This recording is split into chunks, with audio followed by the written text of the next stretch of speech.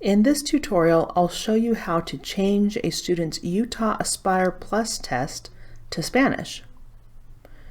First, you'll need to go to the ATOM system, the ATOM homepage, which is our test management system for Utah Aspire Plus, and that website is ltr.atomexam.com, and log in.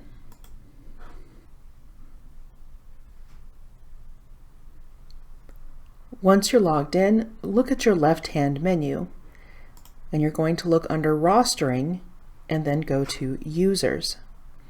All of the people in the system, students and staff, are listed under Users. So we'll use this to find a student.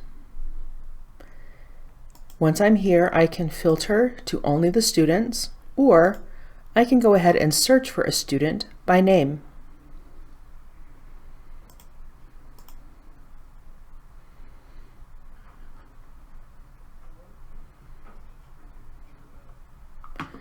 Once I've located the student that I want to update, I'm going to click the Edit button on the right-hand side of the screen.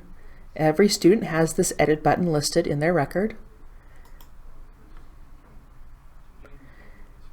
And I'm going to select Accommodations from this left-hand menu. And then the second accommodation right there is language. So I can select Spanish and click Apply to All, and here we go. Each of these tests will be presented in Spanish. Now, the notable exception will be the English test. The navigation and the directions will be in Spanish, but the test items themselves will still be in English because it is an English test. But you can switch all of the test navigation and directions to Spanish by selecting Spanish. If I didn't want all of the tests in Spanish, but maybe just the reading test, then I don't need to select Apply to All. I can just select the reading test, or however many tests I do want to switch to Spanish. But once I've made my selections, I'll click Save, and then the student's Utah Aspire Plus test will be presented in Spanish, along with all of the navigation, the text-to-speech audio, and all of the directions.